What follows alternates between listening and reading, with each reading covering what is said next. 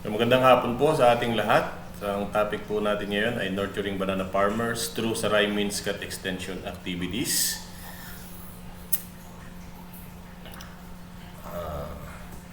So ang Saray Minskat po ay nag-develop ng demonstration site sa Minskat Main Campus.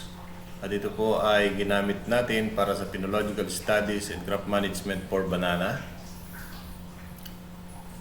So dito po ay gumamit tayo ng tissue cultured planting materials na 640 na lakatan at 174 na saba.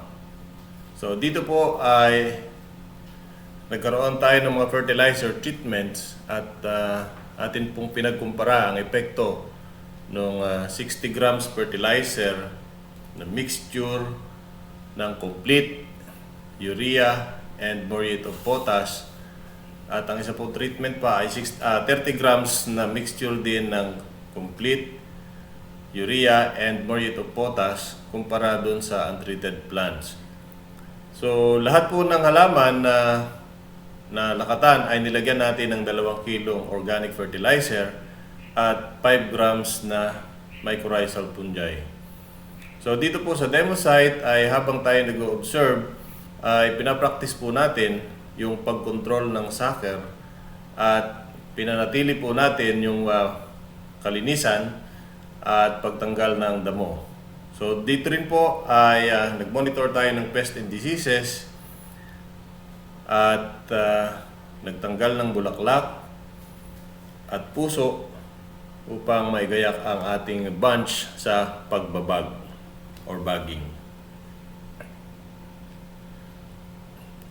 So, dito po, base po doon sa mga result ng pag-aaral, ay after 295 days ng yung pong halaman na in-applyan ng 60 grams na fertilizer, ay nasa BBCH scale 55 na po siya o nasa shooting stage. So, meron pong 34 days na advantage or nauuna yung halaman na in-applyan ng fertilizer kumpara dun sa hindi na-applyan ng fertilizer. So kapag kalabas po ng bunch doon sa BBCH 55, maghihintay po tayo ng 3 araw at doon po ay magsisimula ng lumabas yung unang hand or BBCH 62. At sa kabuuan po, para mabuo yung isang bunch ay aabot po ng 8 araw at yan po ay nasa BBCH scale 66 na po tayo. Maaari na po tayong magtanggal ng puso at bulaklak sa buwig. Maaari na rin po natin siya na ilagay or lagyan ng bag, balutan upang maprotektahan sa mga peste at sakit na maaaring dumapo sa kanya. So kapag natanggal na po natin yung kanyang puso ay bibilang po tayo ng 70 to 84 days para po mapuno yung kanyang fingers or umabot dun sa physiologically matured na bunga or BBCH 79. So dito po sa stage na ito ay pwede na natin siyang i-harvest at yan po ay maabot ng 70 to 84 days after po matanggalan ng puso. So, base po sa mga data na nakuha natin, ay lumalabas na yun pong 60 grams na fertilizer na ini-apply ay napakaraming advantage kumpara doon sa hindi na-applyan ng abono. So, unang-una na nga po dyan ay nauuna siyang lumabas ang bunch or nauunang magbulaklak dahil aabot lamang po ng 295 days on the average. Doon sa mga puno na nilagyan ng 60 grams ng fertilizer ay nagkaroon na ng bulaklak. Kumpara po doon sa hindi nalagyan na or farmer's practice na umaabot ng 329 days. So meron pong 34 days na advantage na mauuna kung ang halaman natin o ang lakatan ay nilagyan ng 60 gram na fertilizer on the monthly basis. So kumpara naman po doon sa 30 grams na ini-apply na fertilizer nauna pa rin po yung 30 grams kumpara dun sa hindi in-applyan. So malayo po, halos 24 days ang difference pa rin po. So dun sa iba pong parameters in terms of finger diameter ay kapansin-pansin din po na lamang at mas malalaki yung size ng finger pati yung haba kumpara dun sa puno na hindi na-applyan ng fertilizer. So in terms of weight, ganun din po. Mas mabigat ang timbang nung na-applyan ng fertilizer kumpara dun sa hindi na-applyan ng fertilizer or farmer's practice, na kung saan po ay ito pong halaman na nalagyan ng 60 grams at 30 grams na fertilizer ay halos may difference po. Kung kukumputin po natin per bunch ay may difference na almost 4 to 5 kilograms na difference kada buwig kung ikukumpara sa control. So kung ikukompute po natin yan, kung ang farmer ay nagtanim ng kung sumunod sa recommended planting distance na 2 by 3 meters, ay ang isang hektarya po natin na lupa ay magkakaroon ng 1,666 na puno at equivalent po yan sa 1,666 na bunch. Kung may difference po na 4 to 5 kilos kumpara sa hindi in-apply ng fertilizer, ay napakalaki po niyan. That is equivalent to 6 to 8 tons na difference per hectare. Napakalaki po niyan. So dito po ay kitang-kita ang kalamangan ng mga puno na in-applyan po ng fertilizer kumpara doon sa traditional na pamamaraan na ginagawa natin sa pagtatanim ng saging. So yung 6 to 8 tons po ay kayang-kayang i-compensate yung mga ginagamit na fertilizer at other cultural practices na maaring ginagastusan sa farm. Malaki po yun. That is equivalent to more or less 300,000 pesos. Napakalaki po nun. So at dahil po dito sa mga data na nakalap na ito, ang Saray Minskat po ay nakapag-develop ng Banana Production Guide na kung saan ay nakapaloob po dito yung mga best practices sa produksyon ng saging. Nandito rin po ang mga particular pests and diseases na na-observe dito sa demo site. So nung ikalawang taon po ng Saray sa Minskat ay ang ating demo site ay hindi pinalad na makaligtas sa rechanneling ng ilog sapagkat kailangan protektahan ang school. Kung kaya po tayo ay nagdesisyon na ang mga corms at sucker ay ibahagi sa pamayanang Mangyan, Ugnayan Incorporated, na kung saan ito po ay isang pamayanan na ang mga nakatira po dito ay karamihan ay Mangyan. So ito po ay pinagkaloob natin sa kanila at tinuruan po natin sila ng paraan ng pagpaparami. Nagbigay po tayo ng training at upang magamit po itong mga planting materials na mapuproduce nila sa kanilang 3 hektaryang lupa at makatulong sa kanilang livelihood. At dito rin po sa mga Mangyan na dumalo dito na ating binigyan ng training o pagsasanay, yung 11 po dito ay karaniwan na sila po ang nagtuturo sa iba pang community ng Mangyan na kung saan ay binubuo ng 30 community dito sa buong isla ng Mindoro. So sila po ay natutuwa at natutunan nila kung paano paramihin ang saging, ang pananim na saging sa paraan ng macro propagation. Panoorin po natin to. Training na po sila ng sinama po kami sa Minas para po nanguha kami ng bungo. Nung dumating po dito, nag-training na po kami. Hindi po namin akalain kung mabubuhay po yung kung hindi. Pero salamat po na ngayon po may mga puno na. Isang malaking kaming tiwala, talagang nakikita nga po namin talagang maayos ang kanilang katuruan at ang kanilang pinatraining. Talagang sinasabi po namin talagang approve. Salamat po sa mga taga-Miskat. Ngayon po ay yan po ang aming mga saging. Talagang matutuwa na.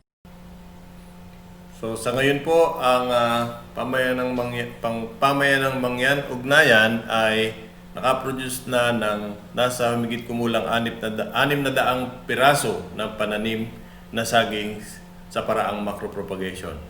So ito pong mga kapatid natin na mangyan na nagdalo ng training na ito ay sila po yung magpapalaganap ng kaalaman sa kanilang mga community.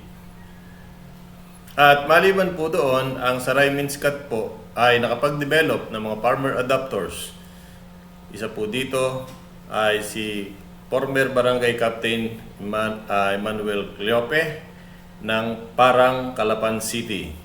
Sa ngayon po ay meron siyang 730 na tanim na lakatan at siya po ay natutuwa sapagkat siya po ay nagabayan ng Saray Minskat Technology sa paraan ng paghahalaman ng saging. Si ex-kapitan Manny Cleofe dito sa Barangay Parang.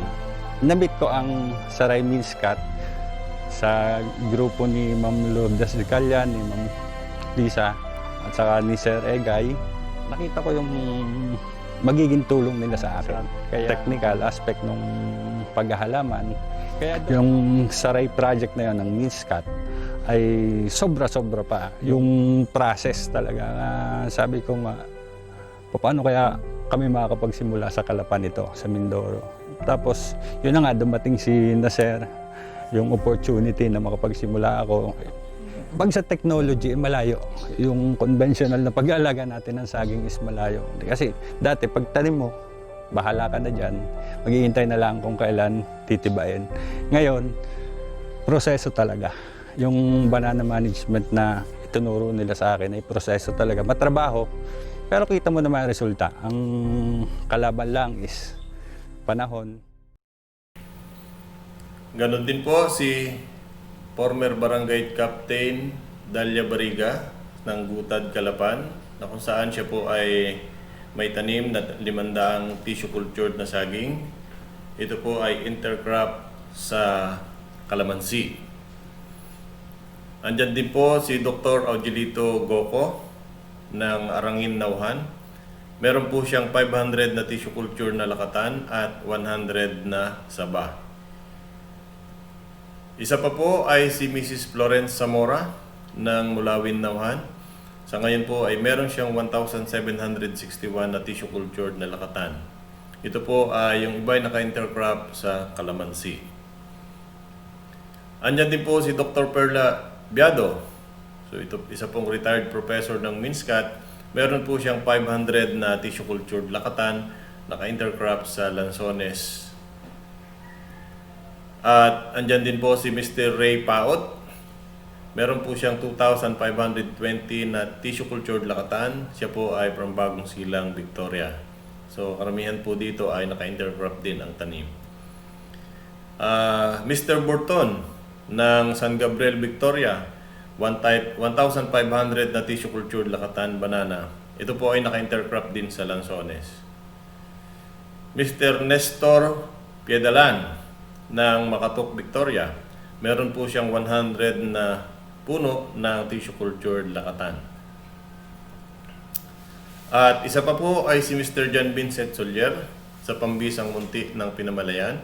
Siya po ay merong 3,500 na tissue cultured lakatan na nakatanim sa ngayon. Isa pa po ay si Engineer Inocencio Villaluna rather. Isa pong chemical engineer siya po ay taga San Rafael Rojas at sa ngayon po ay meron siyang tanim na 1,515 na tissue cultured lakatan. So ito pong mga adapters natin ay lagi nating minomonitor at upang magabayan kung mayroong mga problema na nakikita doon sa mga alaga nilang saging. At dito po ay regular yung monitoring na ginagawa natin. At para kung may problema nga po, ay ma-actionan agad at mabigyan ng solusyon. Nagbigay din po tayo ng mga fertilizers para magabayan sila at patuloy na makatulong sa pag-aabono ng kanilang saging. So ito pong mga fertilizer na ito ay yung mixed na. Combined na po siya. I-apply na lang.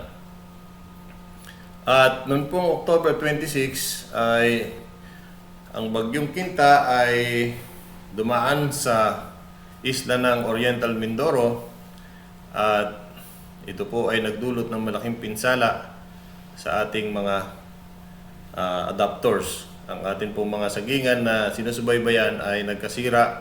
Kung kaya po minarapat natin na mag-conduct ng rehabilitation training para makabawi kaagad ang mga saging na nasira dahil sa bagyo. Dahil po dito ay tayo po ay napalagay sa lokal na balitaan dito sa Oriental Mindoro. Sa pananalasa ng bagyong Quinta sa Oriental Mindoro, tulad ng karaniwang senaryo, malaki ang naging epekto ng bagyo sa mga puno ng saging. Kaya naman isang banana rehabilitation training ang idinao sa panguna ng Mindoro State College of Agriculture and Technology sa pamamagitan ng Project Saray. Narito ang report. Sa tuwing may mananalasang bagyo sa isang lugar, mga saging ang isa sa mga pangunahing nasasalanta gaya ng sinapit ng mga puno ng saging sa Oriental Mindoro nang dumaan dito ang bagyong Quinta. Kaya naman, isang pagsasanay hinggil sa banana rehabilitation ang idinaos ng Mindoro State College of Agriculture and Technology sa pamamagitan ng Project Saray o Smarter Approaches to Reinvigorate Agriculture as an Industry in the Philippines sa Barangay Parang, Calapan City, Oriental Mindoro at 6 ng Nobyembre. Ang Project Saray ay isang proyekto na pinangungunahan ng University of the Philippines Los Baños at maswerteng napasama ang MINSCAT sa 11 state universities and colleges na kabilang sa programa na nakatutok sa pag-aaral upang mas mapaganda ang produksyon ng 9 na pangunahing agrikultural na produkto, kabilang na nga ang saging at palay. Nasa 2nd taon na ang proyekto kung saan naghahanap sila ng mga farmer cooperators na handang tangkilikan ang resulta ng pag-aaral ng Saray.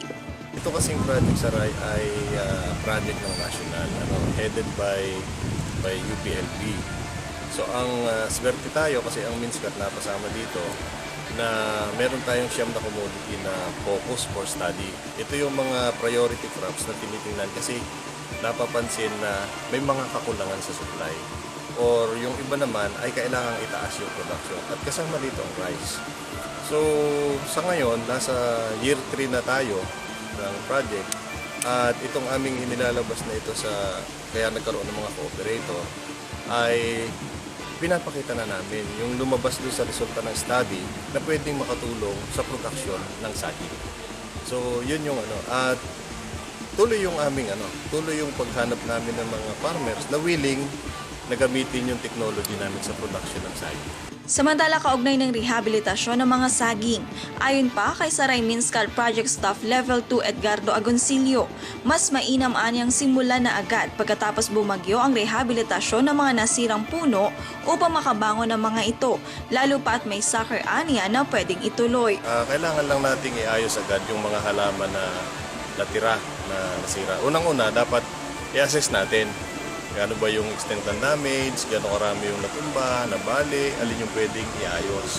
So kapag na-assess na natin, yung mga dapat iayos na puno na pwede, iayos na kaagad. Tanggalin yung mga sira, lagyan ng abono. Tuloy lang yung recommendation namin, yung cultural management practices, gagawin lang ulit natin yun. Para mas mabilis yung recovery. Kasi dun sa study ay lumalabas na mas mabilis yung panahon na makaka-harvest ka sa saging kung siya ay na-rehab mo kaagad after ng typhoon. Merong lumalabas na difference na almost 80 days na pagitan kumpara doon sa mag-i-establish ka ng panibago. Yung sucker niya, nakasunod agad yon. may saker na pwede mong ipatuloy. Hindi pwedeng mawalan. Para sa susunod na, halimbawa, 8 buwan o 9 na buwan, meron na uling bunga na makikita. Pagbabahagi pa niya, dahil sa epekto ng climate change, mas malimit na ang mga bagyong dumarating at upang hindi lubusang mapinsala ng kalamidad kapag Nobyembre at Disyembre. Nakikitaan niyang mas epektibong magtanim mula buwan ng Mayo hanggang Agosto upang may panahon pang makarecover ang saging kahit bumagyo sa huling kwarter ng taon. Sa timing, tinitingnan namin sa range nung May, June, July hanggang August. Tingin ko, kung tamaan man siya ng bagyo ng December, meron siyang time to recover para makapag-produce pa ng dahon at makapagbigay ng bunga. So yun yung tinitingnan ko na isang pwede. Samantala, bagamat maraming farmers pa rin ang gumagamit ng suhi ng saging sa pagtatanim, patuloy naman nilang ipinakikilala ang dalawang teknolohiya sa pagpaparami ng pananim na saging, ang tissue cultured at macro-propagation. Ngunit may pagkakaiba ang dalawa. Mas sensitibo ang proseso ng tissue cultured na ginagawa sa laboratorio at limitado ang supply nito, habang kaya namang gawin ng ordinaryong farmer ang macro-propagation. Same lang yung itsura, same lang yung quality ng planting materials. Kasi yung sa tissue culture, medyo mabigat yung production kahit may laboratory tayo. Kung ang kailangan kasi diyan skill na tao sa laboratory para makaproduce. Kung yun ang kulang. Maraming laboratory na itinayo, pero yung skill na tao na gaganap, doon may problema. Very limited yung number ng tao na gano'n. Pero yung pinapractice ko ngayon, yung macro-propagation, kahit simpleng farmer lang, actually meron akong community na ginaguide ngayon, yung PMUI sa Victoria, na ito ay pamayanan na mga mangyan yung nandoon. Doon tinuruan namin sila na mag-propagate ng saging sa paraang macro. Kukuha ka lang din ng healthy na saker, walang sakit na puno ang pagkukuhanan, tapos siya yung paparamihin mo, pasisimulin mo siya ng marami. Simula sa isang form ng saging, pwede makaproduce ng 20 to 100 na planting materials sa simpleng paraan. That is a technique. Walang ibang ginamit na chemicals, walang iba. Paraan lang. Propagation technique. Sa uli, sa mga interesado namang malaman ang teknolohiyang ipinakikilala ng Project Saray, maaaring bumisita sa Astor Building, Minskat Main Campus sa Barangay Alcate, Victoria, o makipag-ugnayan kay Project Staff Level 2 Edgardo Agoncillo sa numero bilang 0967-2499-897. So sa ngayon po, ang Saray Minskat ay patuloy na naghahanap ng mga farmers cooperator na maaaring tumulong at na maaaring tulungan sa produksyon ng saging. At ang Saray Minskat po ay nakipag-coordinate din sa ATI Mimaropa para sa pagdaraos ng 2 araw na Saray Base production training na naka-schedule po. Ito po ay gaganapin sa February 18 to 19 sa susunod na taon. So, maraming salamat po.